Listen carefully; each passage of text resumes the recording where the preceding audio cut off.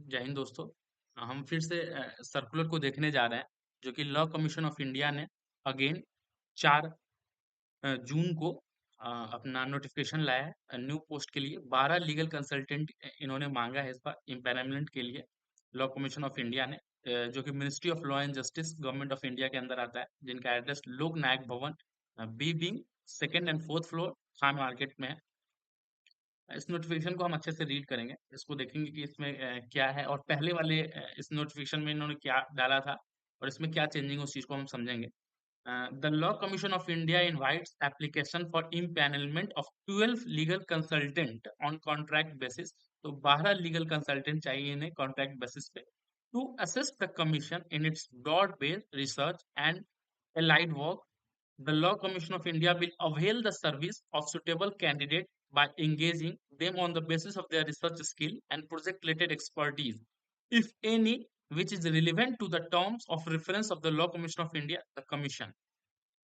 Mainly इनको जो field है इनका वर्क का है वो लॉ ओरिएंटेड रहेगा। इसमें आपका लीगल रिसर्च रहेगा, इसमें कोई भी प्रोजेक्ट लॉ के प्रोजेक्ट पे आपको काम इसमें करना होगा, असिस्ट करना होगा अपने कमीशन को। ये प्रोसेस सारा आपको लॉ कमीशन ऑफ इंडिया में करना पड़ेगा। सेकंड जो अप्लाई का जो प्रोसेस है वो इसमें दिया गया है सेकंड पॉइंट पे। इंटरेस्टेड एंड एलिजिबल कैंडिडेट में submit application in prescribe format annexure one में एक फॉर्मेट दी गई है इस नोटिफिकेशन के साथ। जो नोटिफिकेशन आप डायरेक्ट गूगल से भी डाउनलोड कर सकते हैं, law commission of India recruitment डालिएगा तो वो आ जाएगा। तो जो डेट आई है, नोटिफिकेशन डेट जो आई है वो 4/6/2025 से आपको 15 दिन तक ये रहेगा टाइम पीरियड अप्लाई करने का। 15 days of publication of their these advertisement application with relevant enclosure. जो भी आपका रिलेवेंट इनक्लोजर आप अटैच करना चाहते हैं उसको अटैच करके स्कैन कॉपी उसका आपको सेंड करना है मेल पे LCI-DLA@nic.in पे। आप पॉज करके भी इसको देख सकते हैं। Only those application will be considered that will be received via email and within prescribed time limit। तो आपको इसमें पोस्ट करने की कोई जरूरत नहीं है, आप थ्रू मेल भेज सकते हैं और सिर्फ मेल ही भेजना है। इसमें आपको स्कैन कॉपी एप्लीकेशन के साथ इंक्लोजर के साथ आप मेल कर दीजिए लॉ कमीशन ऑफ इंडिया को, जो ईमेल आईडी इनका दिया गया है। और जो पुराना वाला इनका एडवर्टाइजमेंट था 15 अप्रैल 2025 वाला, उनके बारे में इन्होंने क्या लिखा है थोड़ा देखें। Third point, through earlier an advertisement was issued on 15th April 2025 for engagement of 6 legal consultants. The need for engagement of more legal consultant in term of reference of the commission is felt, and while engaging legal consultant, it is also considered desirable that appropriate provision for reservation be made. Therefore, in partial separation of the circular dated 15 April 2025, the Law Commission of India invites application for impanelment of 12 legal consultant on contract basis। मुझे तो ऐसा लग रहा है कि मेरे RTI का जो जवाब मांगा गया था उन उसके बाद ही इस चीज को लाया गया है, क्योंकि उसमें कहा गया था मुझे कि अभी जो प्रोसेस है, प्रक्रिया है, वो कंप्लीट नहीं की गई है, अभी वो चल रही है।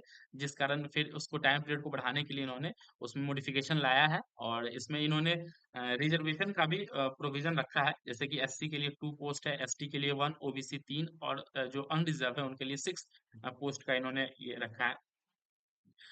Then after the candidate who have sent their application pursuant to advertisement dated 15 April 2025 are also required to send their application। जिन्होंने 15 अप्रैल वाले नोटिफिकेशन में अप्लाई किया हुआ है, वो उनको भी इन इसमें फिर से अप्लाई करना है, इनको न्यू परफॉर्मा जो दिया गया है और मेल करना है उस पे। Then after terms and condition engagement and legal consultant are given below. Term आपने पहले भी मेरे वीडियो में आपने देखा होगा, सेम वही है, उसमें कोई भी चेंजिंग नहीं है टर्म एंड कंडीशन में। जैसे कि जो पीरियड ऑफ कंसल्टेंसी है वो 1 साल के लिए है और the contract can be extended further depending on satisfactory performance of the legal consultant. तो आपका 1 साल के लिए कॉन्ट्रेक्चुअल बेसिस ये जॉब रहेगा, जिसमें उसके बाद आपको एक्सटेंड जो किया जाएगा आपके परफॉर्मेंस को देख के किया जाएगा। नेचर ऑफ ड्यूटीज को हमने देखा है पहले भी कि इसमें रिसर्च का काम रहेगा, हमारा डॉक्यूमेंटेशन का काम रहेगा और वो काम रहेगा जो लॉ कमीशन ऑफ इंडिया ने हमें हमें दिया जाएगा। जॉब लोकेशन वही सेम एड्रेस लोक नायक भवन खान मार्केट न्यू दिल्ली के लिए। क्वालिफिकेशन में हमें चाहिए कि सबसे पहले should be an Indian national होने चाहिए। And option B, should possess LLB degree from any recognised university on the date of advertisement. कि आपके पास एलएलबी की डिग्री होनी चाहिए जब ये एडवर्टाइजमेंट आ गया है, उससे पहले पहले तक आपको एलएलबी की डिग्री आपके पास होनी चाहिए। Should have good research skill, should have good skill in English speaking and writing, should have good knowledge in computer for preparing document, PPT, presentation, and usage of Excel, datasheet, etc. Then after age limit आपका जो जो form को fill करेंगे, जो previous इसमें date जो है उसको थोड़ा सा ध्यान में रखना है, क्योंकि इनका जो प्रीवियस नोटिफिकेशन था उस डेट के अकॉर्डिंग इन्होंने बनाया। उसका जो लास्ट डेट था अप्लाई करने का वो 30/4/2025 था। तो तब तक के लिए आपको 32 साल एज का इन्होंने क्राइटेरिया रखा कि तब तक आपको 32 साल होना चाहिए, उससे एबव नहीं होना चाहिए, मतलब अप टू 32 होना चाहिए। देन आफ्टर डिजायबल क्राइटेरिया इनका है कि अगर आप एलएलएम है तो वो ज्यादा गुड है, बेटर है, कोई दिक्कत नहीं है एलएलबी पे, लेकिन आप इस चीज को फिल कर सकते हैं, इसलिए कोई बात नहीं है।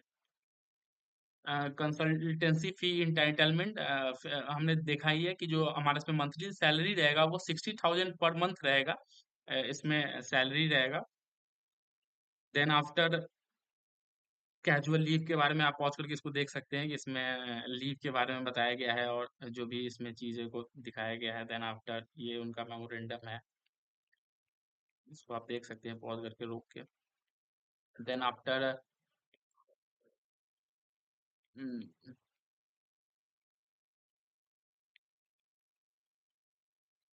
लो commission, then after travel medical clearance and service, इनका डेथ इंजरी और इलनेस, ये इनका नोटिफिकेशन है, आप डायरेक्ट वहां से भी आप पढ़ सकते हैं। टर्मिनेशन के बारे में यहाँ कहा गया है।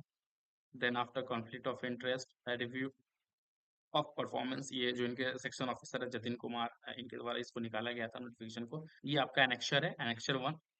ये परफॉर्मा पे ही आपको लिखना है और इसमें इसका पहले प्रिंट निकाल लीजिएगा आप लोग, प्रिंट निकालेंगे उसको फिल करके फिर सारे डॉक्यूमेंट के इनक्लोज करके इसको मेल करना है आपको। Then after name, father's name, date of birth, age, whether candidate, अगर अगर इस कैटेगरी में आपको फॉल करते हैं तो आप इसमें लिख दीजिएगा, नहीं है तो आप यू आर लिख सकते हैं, unreserve. Address, correspondence, permanent contact number, mobile.